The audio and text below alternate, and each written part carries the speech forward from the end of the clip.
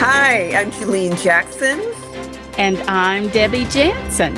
And we are two motormouth mama bears willing to discuss current events with honesty and boldness. We are truth warriors. No lie is too big and no deception too small. And we are sticking to the truth. I always laugh at our intro. I love that. Well, Julene, we are sticking to the truth today, but you better buckle your seatbelt, baby. We are moving at warp speed. Julene and I like to bring you current events and highlight the truth and the lies that we find out in Washington or anywhere else in America or the world. But President Trump and the other news this week have moved so fast, it's hard to keep up. Yeah. So let's start with the event you attended after the inauguration. I think it's really great, and I want to hear all about it. Well, I hate to not, miss it just because so many things are transpiring each day. But 1 week ago today, on January 24th, was the 52nd annual March for Life. And President Trump wasn't able to be there because he was in North Carolina and California checking out the disasters there. But he sent J.D. Vance. J.D. Vance, our vice president, said it was his first official business was to attend this March for Life. It was wonderful. It was cold, but the sun was bright. There was about 200,000 people. I think there was probably more, but the Washington Post always undercounts godly gatherings in Washington, D.C. Yeah. And it's really a march for life, for the protection of the unborn. Since Roe v. Wade was enacted, legalized national abortion in 1972, over 63 million babies have been murdered through abortion, right? Mm-hmm. And even though Roe v. Wade was overturned 2 years ago, and what a miracle that was, still just a few months ago in this last election, 7 states passed pro-abortion amendments. So we continue to march for life because the fight is not over. And it was beautiful. There were so many young men and young women from high schools and colleges. My 24-year-old daughter, who is a doula who helps deliver babies, was with me, and my 17-year-old daughter and many of my daughter's friends from high school were there. And it was just amazing. Young people from all over the nation, probably 25 members of Congress, the Speaker of the House, Jansen. Oh my goodness, was that's there. Great. The Senate Majority Leader, Senator John Thune from South Dakota was there. Governor DeSantis and his wife and child from Florida was there. I mean, it was just really amazing. And then, of course, J.D. Vance, and they all spoke powerfully. And Deb, my favorite speaker, was was an abortion doctor, and she was a lady doctor, and she had taught to perform abortions out of medical school. And it wasn't until she had her first baby and her heart took a turn, and one day she was getting ready to prepare to perform an abortion, and she said in that surgery room, she said, God showed me what the face of that baby looked like, the horror in that baby's face as I began to perform the abortion. And she said after that, she never performed another abortion again. It was powerful. I mean, I wept several times over the course of this hour-and-a-half rally. And, she said, some people said, how can you even move on in life knowing that you have performed abortions? And then she said, it is because of Jesus Christ. And she bore a beautiful testimony of the power of forgiveness, and it changed life. And now she heads up an organization for obstetricians for life. And it was really powerful. And I was so happy to be there with my daughters and to see how they stand for life. And it was just an amazing experience. And then we all marched from the Capitol, the Washington Monument, actually, to the Capitol along Pennsylvania Avenue, and it was wonderful. Oh, Julene, that sounds terrific. This doctor, I had cold chills on my arms when you were talking about it because I always, anytime there's a tragedy, I'm thinking about what is that person feeling. But I can't believe she went through that. That's amazing. And you said she has a group now. What is the name of the group?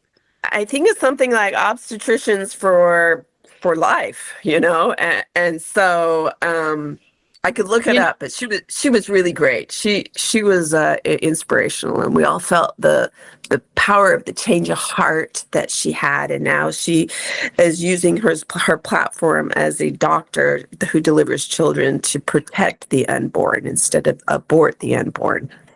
Oh, that is fantastic. A friend of mine was going through cancer, and they were praying one day, and she had some other financial issues too. And she was driving and banging on the steering wheel in the car. And she said she had to pull over and pray and get calm because things just weren't working out. And she felt like God said to her at that point, I have more answers to your problems than the snowflakes in the sky, because it was snowing at that time. Mm-hmm. And I'm kind of thinking that way about what you just told us, because we want to march, or we want to get out there and get the word out to the person who is having the baby. But I never thought, if you get 90% of the people, doctors in this country to sign up with her, that's going to make a big difference. Absolutely. But unfortunately, now that abortion has become illegal nationally, so they punted it back to the states. Their true colors, abortionist true colors, are coming out now, because they used to say, well, try and make exceptions or soften it, but now they don't care what the circumstances are. They want to be able to have the right to abortion. So what we're seeing is this telemedicine,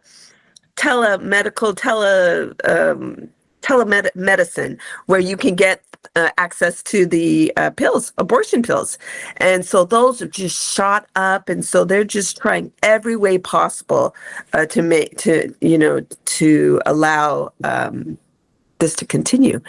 And so I just think that we have to remain vigilant, and we have to, not buy into this. It's just a clump of cells, because they've really done a number on young girls and they, heaven forbid, they call it murder or killing a baby. They don't call it a baby, they call it a fetus. And they use so many ways to tiptoe. No, they don't tiptoe anymore. They're in your face. Debbie, I saw, that lady that poked Trump in his eye last Friday at the prayer service, his first prayer service as president. She heads up. Yes, that priest. Yeah. Yes, the lady priest. Her name is Marianne Booty. She's the Episcopal bishop over the National Cathedral Diocese, the congregation there. Well, I found that she had actually said something about abortion. It was so ridiculous, the wording she used several years ago, that you can unalive a fetus and it won't interfere with the full spectrum of life.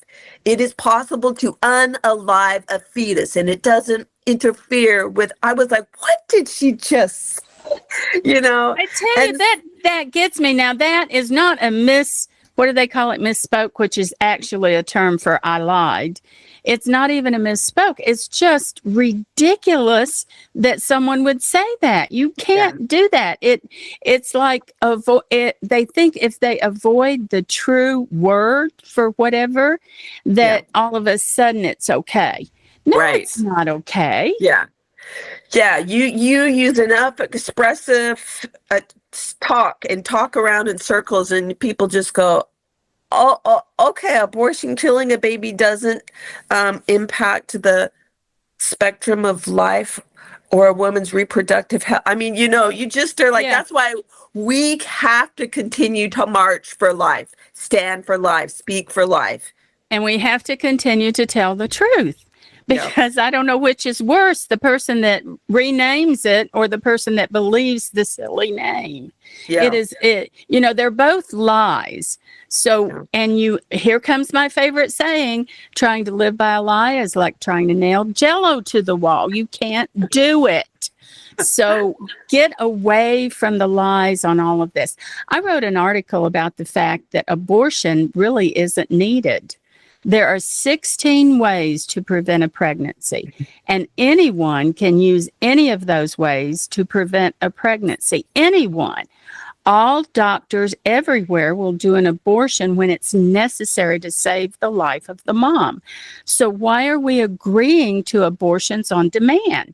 We're agreeing to them because many women have been trained that it's okay to kill a small living thing, or that just because it's part of their body, it's not alive. It's not a person. And some people have attacked me for pointing out the truth, but the truth is that abortion is there for a person who doesn't care about life and won't take the time to purchase a condom or birth control or do any of the other things that you could do to prevent the pregnancy.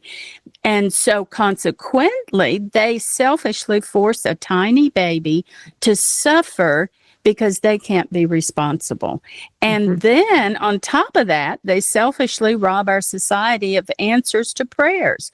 So I know tons of women who can't have children and they pray for adoptions. And these women that have abortions, they rip those children right out of those women's arms.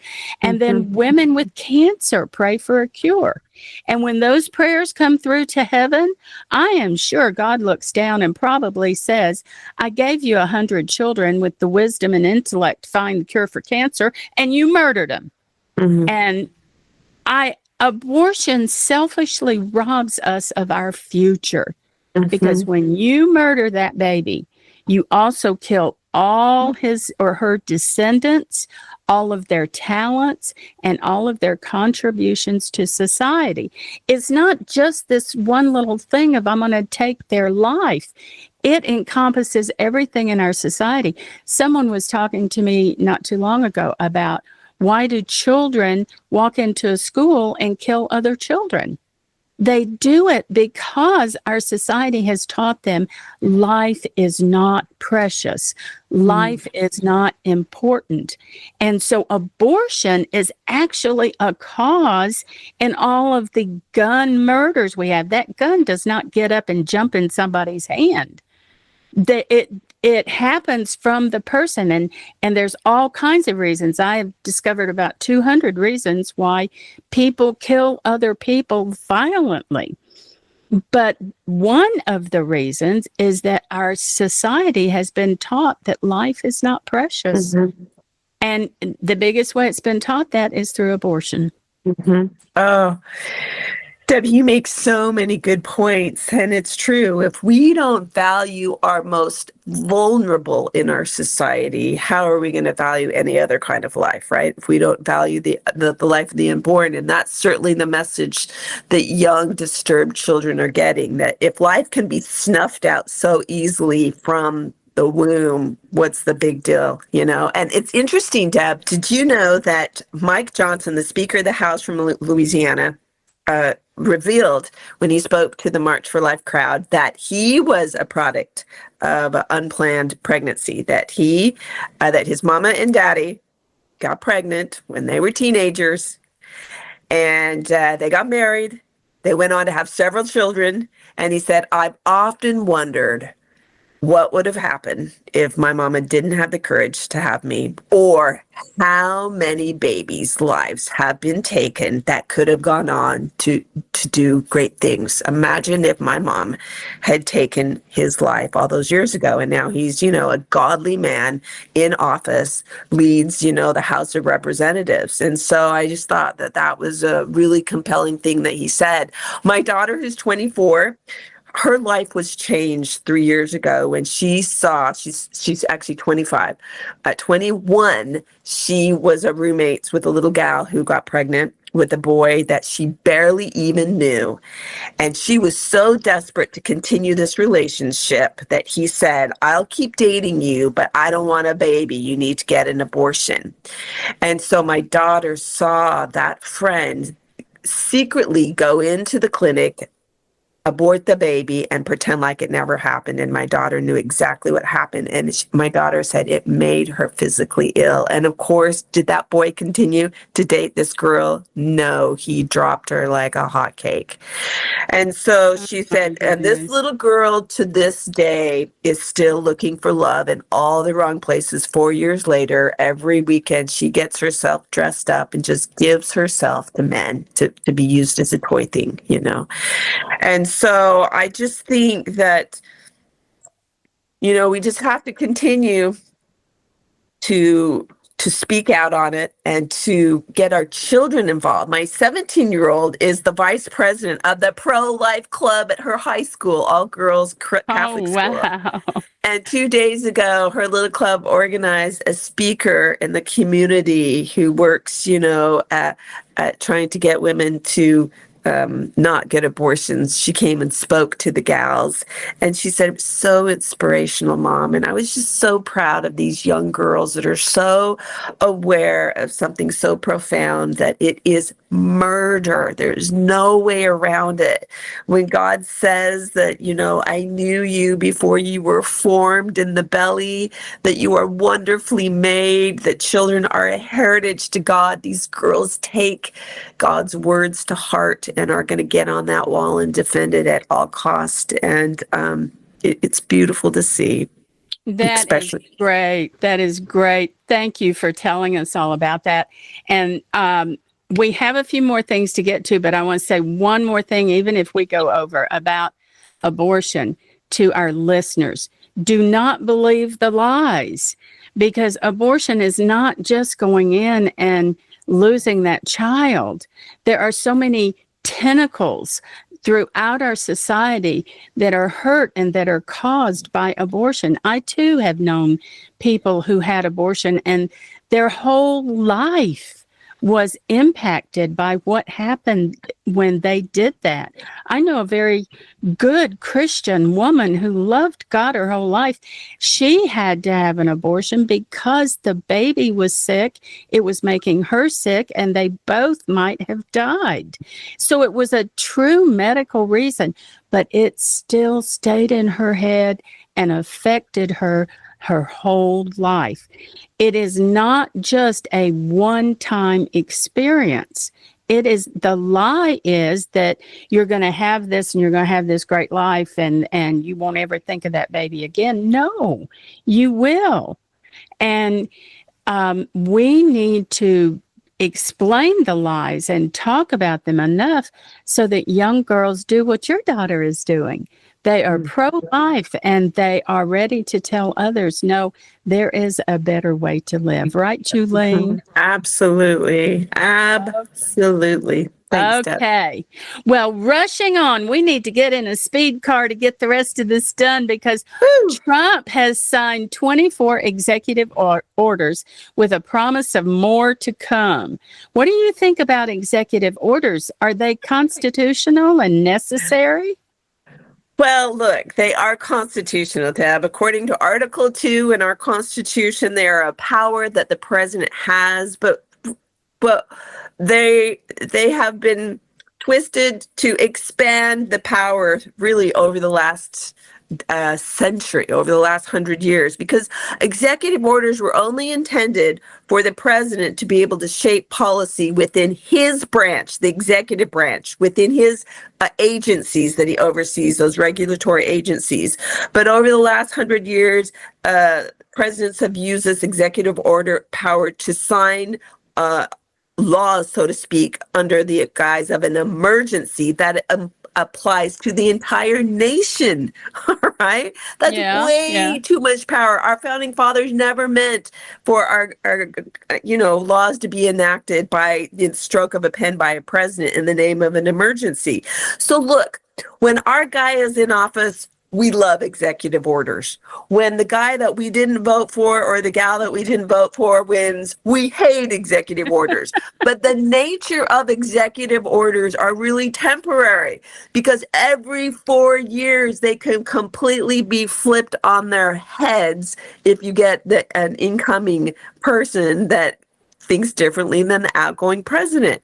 So, I love what President Trump, to be honest with you, all of his executive orders, but they are really like a quick fix. They're not a long-term solution like the legislative branch and vetting bills and it going through committees and the House and then being passed to the Senate and then working out the differences. I mean, those are long-term solutions. Those are laws that will last. Those are statutes that will impact a nation.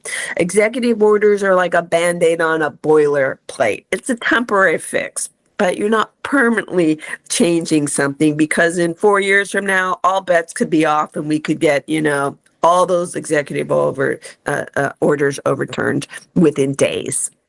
Well, thank you for explaining that, because I was kind of thinking that maybe they were along the lines, and I'm wrong maybe, of a new company coming in and taking over your company. And so you've got a new boss and he wants to get things rolling really quick. So he sends out all these orders about what needs to be done within the company and how you're going to fix certain things that have been wrong. And as it gets going, you get used to it, you relax in it, and then there you are. But yeah, you're saying that every 4 years or 8 years or whatever, it changes. So it's kind of you're doing a flip flop on your country, and that's probably not good. However, my favorite executive order is EO 14170. And yes, I did look it up. It's reforming the federal hiring process and restoring merit to government service. But then when you couple with that, EO 14151, that's ending radical and wasteful government, or DEI programs, and what they're doing. And you put those two together, and it kind of excites me, because we finally get a government that might do their jobs. I hate the belief and the lie that you have a right to not work hard in your job. For example, if you let's say you have a big paycheck, because to me, this would be a big one. Let's say $1,500 a week, but you only produce the work that a team would do at McDonald's. To me, you're stealing from every taxpayer in America if you have that kind of job and you're not really producing the work. I want to see what this country can accomplish when we are smart and working as hard as all those big top winners are. And then the other fact is these orders put lazy people on notice. He's refusing to allow government workers to stay home, sleep in, go jogging. I saw one guy, an official, that was trying to work within his hot tub. And I'm sorry, that just makes me frustrated, because those people do those kind of things. They don't work hard, and then they make me pay for it. Because where does the money come from? It comes from my taxes, and I don't want to pay all the taxes I do to go to some lazy person who's scamming our country. What do you think, Julie? Yeah. Hey, I live about 15, 20 minutes from the White House. So I can hear the howls from government workers in my area that are being ordered to go back and work in the office 5 days a week because they have been used to doing business in the hot tub, as you put it. That's funny. But seriously, they probably have been working, 10, 12, 15 hours a week and getting paid a 40-hour a week salary, And so I'm with you. I think we're seeing. We'll talk about this in a minute. The quality of the work that is being put out is inferior. And so I really like it. I really like the executive order that was signed 2 days ago called the Ending of the Indoctrination in K through 12 Schooling. So in the president's talk, he Yeah, affirmed that's that, good. look, there are two genders, male and female. Well, this new executive order is going to end anti-American curriculum and the usurpation of parental authority, and also this sexually based identity indoctrination that kids, can experiment with their gender, and transitioning is normal, and puberty blockers and surgery is, there's ways that you can experiment and like permanently, make changes at such young ages. And so what he's doing is he's reinstituting the patriotic education that our founders intended our young people to have so that we could maintain the nation, the government that they were going to give us. And it also is going to instill the love of this incredible country within the rising generations and the values by which we stand that have made us, such a light on the hill. So I really think that what he did by this executive order, he has shifted to save, the generation of children that are been so, confused now from what they've been taught, particularly in the last few years. So God bless Donald Trump and Oh, that I agree executive with order. you. I agree with you. I don't think there was anyone he signed that I didn't agree with. But Yeah. these two favorites, yours and mine, I think are really good. So fast turn here. Hang on. Have you watched any of the confirmation hearings? I just don't get it. I wonder if Democrats have to sign a contract and promise to be as mean and nasty as possible. They may have to promise to eat lemons every day, and so that they'll be as depressing and mean and all of that. And maybe they take angry pills too. You can tell it. I watched some of it and I was a little upset by it. Sorry. I know. Republicans often challenge people in these hearings, but I don't remember any of them using lies to see if they can absolutely destroy the person. I want to like everyone, Julene. I want people to get along. I want to find some common ground with Democrats. I want to feel like they are people that I can like, but boy, they make it hard. Yeah. Well, common ground and common sense is what we're hearing President Trump talk a lot about. Look, my administration, my picks, we're about common sense. And I like his picks. And we're hearing RFK Jr. right now is being vetted, and Tulsi Gabbard and Kash Patel. And I'm like, wouldn't it make common sense to want people that are going to head agencies who, are the epitome of health and have studied it and have dealt with, is it Parkinson's that he's had? He's overcome that. And he just is this walking specimen of a man who's used nutrition and exercise and clean living, to be strong and healthy and to be sharp and intelligent. And even Tulsi Gabbard, I mean, she has served 20 years in the military. She was deployed over in Iraq. She was a platoon leader, and Kash Patel. I mean, they all have just amazing experience. He's an attorney. He was a lead investigator. He's, worked for, who has he worked for? The DOD, the National Intelligence, the National Security Council. And look, all these Democrats are, because they can't mess with their experience, right? That they try and malign their personalities and point them as extremists or conspiracy theorists or that kind of thing. And look, they're just taking plays out of the Marxist communist playbook, that if you can't go after a person's experience, then you paint them as radical, right? You malign them, you make them extremists or crazy nuts. And so I think it's common sense that you want someone that's passionate, that loves America, that's got the experience. I don't know. I actually like these picks, but then, clearly the deep state. And I just, one more thing, it's the deep state that is terrified of these people that are common sense people because they cannot be controlled, right? And Right. so this is why they're trying to paint them as these radical right-wing nuts, because they're God-fearing men and women who love America, who are integritous and honest, and they cannot be controlled by the deep state. You got me there. You pointed out some people that I do like. And maybe the difference is because I like them because they do have common sense and they are telling the truth. And for some Democrats, they struggle with that issue. And so, yeah, you got me there. Okay, let's move on to something that breaks my heart when Amy, because I want to get to this before we close out today. And we may go over a little bit, but everybody hang in there with us. When Amy and I moved to Mar-a-Lago, or moved, wouldn't that be fun? When we flew to Mar-a-Lago, our return flight on American Airlines went through Reagan National Airport in Arlington, Virginia. And this past week, I was watching some stuff on TV, and it was the same view that Amy and I had when we were sitting in one part of the airport. And watching the crash was just horrible.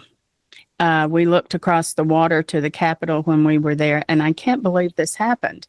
When it happened, the first thing I thought was that it had to be a traffic controller person, because the airport, while we were there, I mean, it was so busy, just planes going, and people moving at a fast pace. And I thought, why else would two planes collide when their sight pattern was clear? Well, during a press conference yesterday, President Trump read a statement about the way the high standards were reduced by Biden. And it was from a report in 2023 on the FAA's website, where they said that they were targeting disabilities so that in the DEI, so that those people could be hired for positions within the airport. And they included, it makes me sad to even read this. They included that a person with a hearing problem or a vision problem or missing extremities or partial paralysis or complete paralysis. I don't know how you do that job if you're completely can't move. Epilepsy, severe intellectual disability. How do you control 600 planes in a day coming and going if you have a severe intellectual disability? And then the psychiatric disability. I read that and I just thought, and President Trump read that, and I thought, if this is happening, we've got to stop it, because we don't know if the controllers were the problem with this accident. But it bothers me because the president is right. My dad was a pilot, and my dad was a brilliant man. So anything he did, you stuck to the rules, you know, and he would know all the parameters about what he was doing. And he talked about the great stresses on traffic controllers. And he said, we must have qualified and healthy people in that job because it is so stressful and your brain is just working all the time to make sure that everybody's safe. We can't hire people just to make a point. If we're going to protect the American people, we must hire the best, right, Julie? Absolutely. Yeah. You know, look, I fly out of DCA, Reagan, at least once a month. There's 3 airports within 30 minutes of me on either side in Washington, D.C. Our airspace in D.C. is one of the busiest in our nation. So we need the most astute, sharp, intelligent air traffic controller just to make sure, you know, that we don't see these kind of accidents. And so, look, I'm hearing reports in the Wall Street Journal and on the Washington Post every day. They really don't quite understand. We don't have all the details of what's happening, but we do know that there's rumors that they were short-staffed. So typically air traffic controllers, there's one that does the helicopters and one that does the planes. But apparently that night, one person was handling both. So that could have been a problem. Apparently the 3 pilots in that Army helicopter experienced pilots. One might have been in training, doing a night training, but the two other pilots were, had like thousands of hours of experience. So they could have taken control very easily from the one that was doing the night training. So it just doesn't make a lot of sense. But like you said, in last year in 2024, there was the biggest uptick in mishaps, accidents that we've seen in a decade. All right. We went from 4 to 15 mishaps in 2024. And I really think it might be, and President Trump alluded that, and maybe they think it's mean and nasty for him to say, but why do we see such a big uptick? I think it possibly could be, the DEI hires that were accelerated under Biden and Harris are being manifested now in this uptick of accidents. And if that's the case, that is frightening. Now, the president just in the last couple of days has issued a couple executive orders that's going to completely reshape the military and bans on transgenderism and gut the DEI programs and get rid of woke policies. And so we're going to see some changes. But in the meantime, how many hires do we have under these programs that Biden and Harris accelerated? It's scary. And I think there's a very real chance that we saw, unqualified people in positions, hence resulting in this tragic collision and 67 lives lost. And it's just so sad. We're reading about, these young people that died. About 20 of them were figure skaters and young children that had amazing futures. And it just makes you sick, really. It does. And I want to thank all of our listeners for sticking with us today to get through all of these current events. But I think it points out the fact, Julene, just in the 3 different areas that we've covered today, that you can't sit back and accept anything. That we have to look at our country and all the problems going on in our country and ask ourselves, what is going on? How does this fit with everything else? What are the tentacles of truth and the tentacles of lies? And how do we bring it all together so that we actually make progress and we go forward and we become more successful? And I do appreciate that the Trump administration is trying to do that. I know it causes people to be scared and to be worried, and why is he doing this and why is he doing that? But if we are trying to get to a better place, then we have to evaluate what's happening right now and make changes. And sometimes that's hard, right? Yeah, so true, Deb. Knowledge is power, Deb. And I think that's my tip of the day, that we don't want to be deceived by someone telling us what is right or wrong, or what's legal or illegal, or what's constitutional or what's not. I mean, how can we defend, something we don't understand? And so I'm going to give you a free, wonderful tip and blessing and opportunity. This Tuesday, my husband and I are going to get ready to teach the Healing of America seminar. It's a 16-week seminar every Tuesday, 8 p.m. Eastern Standard Time for 1 hour over the course of 16 weeks. We're going to break down God's hand in the building of America and what are the leading features of the Constitution from the viewpoint of the founding fathers, and how our country has become unhinged and why we're in the mess that we are, and what we can do to heal our families, our schools, our churches, our communities, our Constitution, our economy. It is the most, I would say that what gave me the bedrock foundation of the Constitution in American history. So please join us. Knowledge is power. How can you pass on something that you don't understand? Come and learn for your future generations. Deb, how about you? Oh, I am so glad you brought that up. And let me tell you where to go. Go to momsforamerica.us, okay? And on there, you can join the classes. I think they're under the events tab. and join this one. Ron and I have taken it once before, and we are taking it again because it's a lot to learn. Yeah. But you and Al do a terrific job of that, and I tell you, it will blow your mind.